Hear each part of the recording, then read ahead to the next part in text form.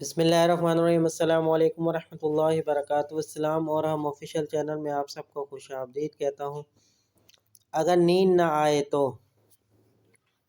خشخاش کا تیل کن پٹی پر ملنے سے جلدی نیند آ جاتی ہے۔ اگر نیند نہ آ رہی ہو تو سرخ ٹماٹر کاٹ کر اس پر چینی چھڑک کر کھانے سے بے خوبی کی شکایت دور ہو جاتی ہے۔ اگر نیند نہ آنے کی شکایت ہو تو سونے سے پہلے پیاز کا استعمال کریں۔ فروٹ چاٹ کھانے سے بھی نیند آنے کی شکایت دور ہو جاتی ہے۔ بعض اوقات سر میں خشکی ہونے کی وجہ سے نیند نہیں آتی، ایسے میں سر کی مالش کرنا بہت مفید ہے۔ مالش کے بعد سکون محسوس ہوگا اور نیند آ جائے گی۔ چائے اور کافی کا استعمال بہت کم کر دیں۔